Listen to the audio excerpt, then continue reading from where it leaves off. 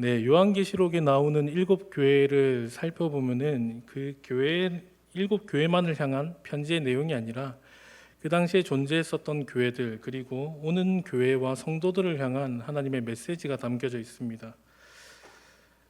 이 메시지를 공통적으로 살펴보면은 각 교회마다 각 특징들이 다 있습니다. 그런데 전체적으로 볼 때는 칭찬과 책망과 그리고 격려가 있습니다. 그런데 두 교회는 칭찬이 없는 교회입니다. 그 중에 한 교회가 바로 오늘 읽었었던 본문에 나오는 사대 교회입니다. 사대 교회는 다른 교회들과 달리 칭찬이 없는 교회였고 하나님의 책망과 격려만 있는 그런 교회입니다. 이 교회에 대해서 살펴보고자 할 때 우리가 반면교사로 삼았으면 좋겠다라는 마음으로 이 말씀을 준비해봤습니다. 사대라는 이 지역은 소아시아에서 가장 찬란한 역사를 가진 그런 도시였습니다. 기원전 1200년경에 세워진 오래된 도시로서 이 지역에 금맥이 흘렀습니다. 이 지역에 금맥이 흐르고 있었기 때문에 다른 지역들에 비해서 굉장한 부를 누리고 있었습니다. 자신들이 속한 지역에 흐르는 금맥을 가지고 사람들에게 팔기도 하고 자신들이 원하는 것들을 사기도 하고 그러면서 남들이 할 수 없는 번영을 이루었습니다. 남들이 누릴 수 없는 번영을 이루고 건물들을 건축하고 많은 것들을 세워가면서 살아갔지만은 중요한 것은 이 금맥이 주는 좋은 효과도 있었지만은 부정적인 효과도 있었습니다. 그것은 다름 아니라 외부의 침략이 너무나도 많았다는 겁니다. 사람들은 자신들 또한도 이 금을 소유하고자 이 사대라는 지역에 끊임없이 침략하고 공격을 했습니다. 그래서 이 당시에 리디아 왕국의 수도인 이 사대는 결국에는 역사적으로는 페르시아의 점령을 당하지만은 그 전까지는 계속해서 전쟁이 끊이지 않는 도시, 뭔가 많은 재산을 가지고 있다 할지라도 그것을 통해서 회복하기도 전에 또 침략이 들어오고 그러면서 항상 정말로 이렇게 조용할 수 없는 그런 곳이었습니다. 이러한 지역 가운데 사람들이 흔히 하는 말이 있었습니다. 우리가 한때는 말이야. 이 편지가 쓰일 당시에 사대라는 지역은 그 찬란한 역사의 한 장면만 기억합니다. 우리 지역이 말이야 한때는 금맥이 흘렀어. 우리 지역이 말이야 금맥을 가지고 엄청난 빌딩을 세웠어. 우리 지역이 말이야 금맥뿐만 아니라 그 빌딩뿐만 아니라 그 돈을 가지고 수많은 사람들이 관광을 오기도 하고 우리는 엄청난 영향력을 행사했었던 그런 지역이야. 우리가 말이야 라떼는 말이야 젊은 사람들이 싫어한다는 그 라떼 그 지역이었습니다. 그렇게 사람들은 과거에 묻혀서 살았습니다. 그런데 지금 현재의 모습을 보면은 예전의 영광에 비하면은 참 초라하지만은 그런다고 해서 지금이 나쁘지도 않다는 것입니다. 지금도 다른 지역에 비하면은 잘 사는 도시였고 나름 괜찮은 도시였습니다. 그런데 문제는 소아시아 전 지역에 대지진이 강타한 적이 있었습니다. 대지진이 강타하기 때문에 많은 지역들이 수혜를 복구하지 못하고 여러 가지 고통 가운데 있었지만은 이 당시에 로마 황제의 도움을 받아서 이 사대란 지역은 복구를 빨리 했습니다. 그리고 이전의 모습과는 완벽하게 복원하지 못했지만은 꽤 나름 준수하게 다시 모든 것들을 복원했습니다. 그런데 문제는 사람들의 생각은 바뀌지 않았다는 겁니다. 사람들의 생각은 여전히 지진이 일어나기 전 아니면은 지진이 일어나기 훨씬 더 전 1200년 전이었던 그 금맥이 흘렀던 찬란했던 그 도시의 영광 그 한순간만을 기억하며 살았다는 것입니다. 이러한 배경 속에서 우리 예수님께서 사대 교회를 향하여서 말씀을 합니다. 1절의 말씀 제가 읽어보겠습니다. 사대의 교회 사자에게 편지하라. 하나님의 7영과 7별을 가지신 이가 이르시되 내가 내 행위를 아노니 내가 살았다 하는 이름을 가졌으나 죽은 자로다. 1절을 보시면은 7별과 7영을 가지신 이가 말씀하신다라고 이야기를 합니다. 요한계시록 1장 후반부에 나오는 기도하면서도 에베소 교회를 향해서 설명할 때 이 말씀하시는 분이 예수님이라는 것을 우리는 단번에 압니다. 그런데 이 당시에 기독교를 핍박하던 시기였고 내가 예수님을 믿는다라고 당당하게 말할 수 없는 시기였기 때문에 이 문헌을 잘 전달하고 이 편지를 잘 전하기 위해서 예수님께서 사대 교회를 향해서 말씀하신다라고 말하면은 사라지게 됩니다.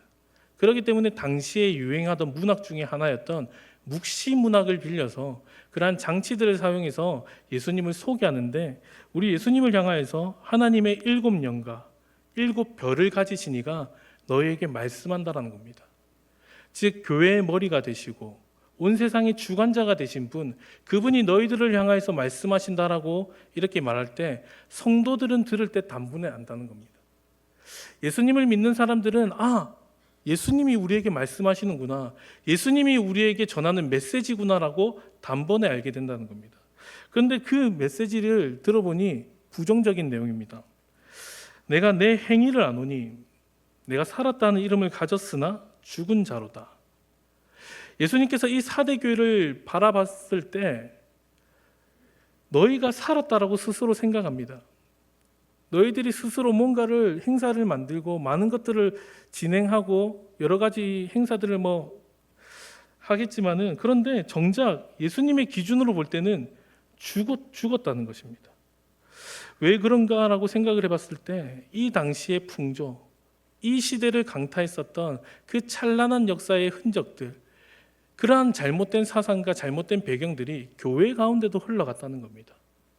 세상 사람들은 나 때는 말이야, 나 한때는 잘 나갔었는데, 내가 한때는 말이야, 내 연봉이, 내가 살던 집이, 내가 타던 차가, 지금은 내가 비록 조금 초라하지만은 나 한때는 말이야 했었던 그 생각들이 교회 안에도 침범했다는 겁니다.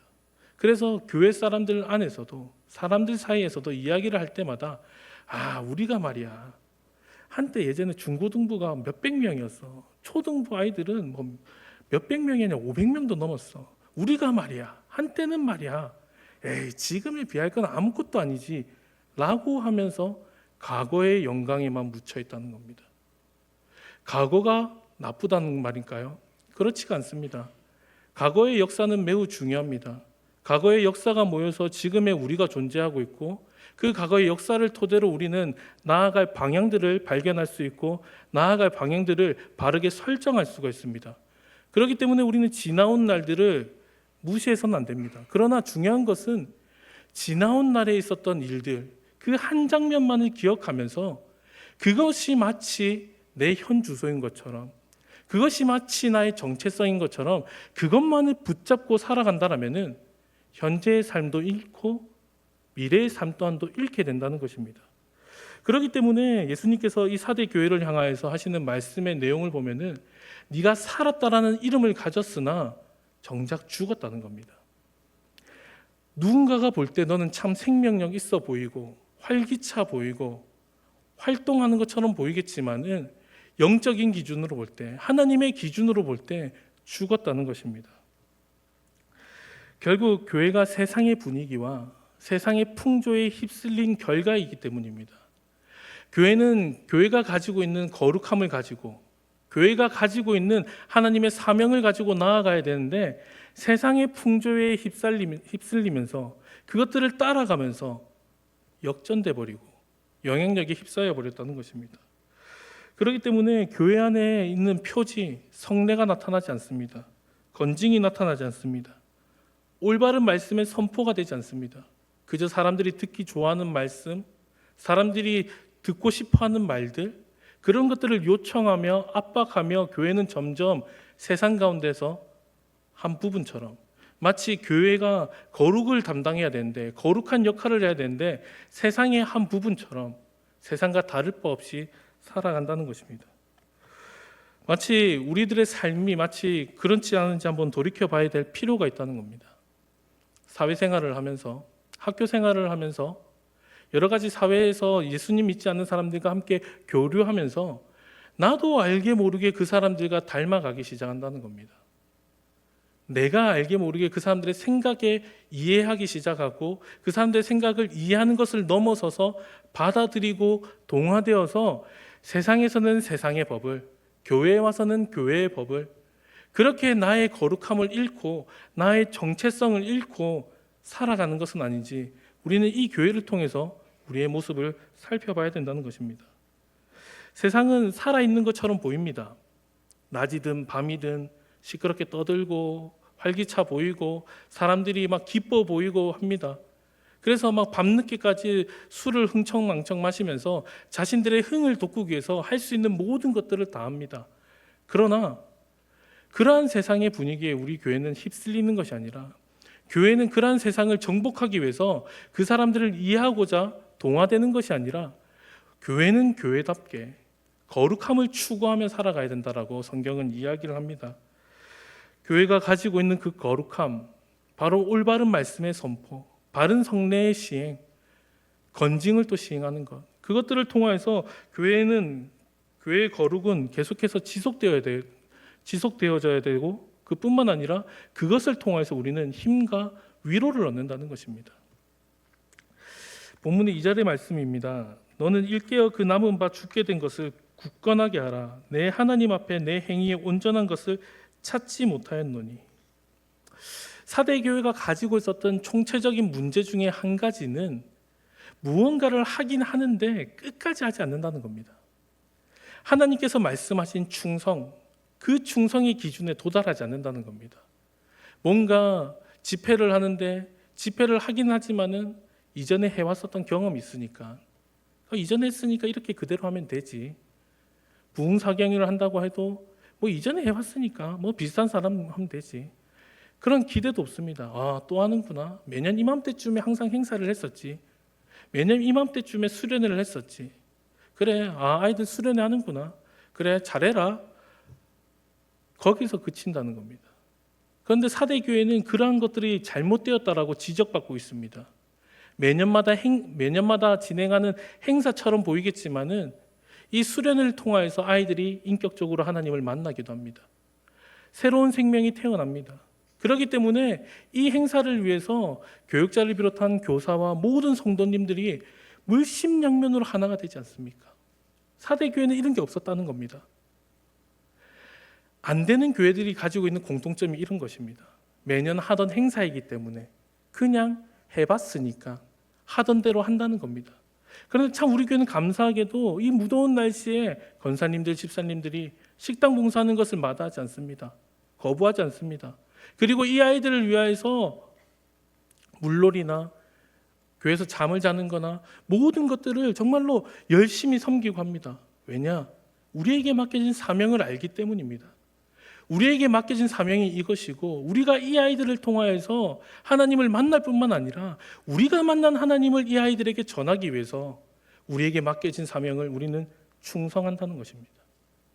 우리에게 있어서 이 충성을 잃어버리지 않았으면 좋겠습니다. 우리에게 주신 이 충성을 저와 여러분이 끝까지 고수하고 정말로 계속 간직하여서 화려한 과거들을 만들 뿐만 아니라 정말로 아름다운 현재를 만들 뿐만 아니라 더 나은 미래를 우리 다음 세대들에게 전해주는 저와 여러분이 되기를 간절히 소망합니다. 계속해서 4절의 말씀을 보시면은 이렇게 이야기를 합니다. 그러나 사대의 그 옷을 더럽히지 아니한 자 몇 명이 내게 있어 흰 옷을 입고 나와 함께 다니리니 그들은 합당한 자인 연고라. 사대 교회를 향하여서 예수님께서 말씀하신 이유가 바로 여기에 있습니다. 왜 말씀하셨겠습니까? 아직 기회가 있기 때문입니다. 아직 이 교회 가운데도 흰 옷을 입은 자, 하나님 앞에 충성된 자, 하나님 앞에 거룩함을 추구하며 살아가는 자가 있었기 때문입니다. 그렇기 때문에 그 자들을 중심으로 다시 한 번 더 일어났으면 좋겠다라고 분명한 메시지를 보내주고 계신다는 겁니다. 우리의 마음 가운데 어느 한 부분들은 세상과 타협하고 포기한 부분이 있지 않습니까? 사회생활을 하거나 직장 생활을 하시거나 학교 생활을 하시거나 여러 가지 생활들을 하다 보면은 나도 모르게 어쩔 수 없이 타협한 부분들 있지 않습니까? 혹여나 그런 부분들이 있다라면은 그런 부분들을 포기하고 내버려 두는 것이 아니라 다시 한 번 더 우리 안에 주시는 그 거룩함을 붙잡고 하나님과 함께 동행하기를 원한다라고 지금 이야기하고 있습니다. 3절의 말씀을 보시면 이렇게 이야기를 합니다. 그러므로 내가 어떻게 받았으며 어떻게 들었는지 생각하고 지켜 회개하라. 만일 일깨지 아니하면 내가 도둑같이 이르리니 어느 때에 내게 이르는지 내가 알지 못하리라. 무서운 말씀입니다. 네가 회개하지 않으면은 네 마음 가운데, 네 삶 가운데 어느 한 부분을 네가 타협하고 그 부분들을 세상과 동화된 채 그냥 내버려둔 채 살아간다라면은 그냥 그 부분만 혼이 나고 책망하는 것이 아니라 이것으로 인하여서 하나님 앞에 엄히 책망받을 것이라고 말합니다.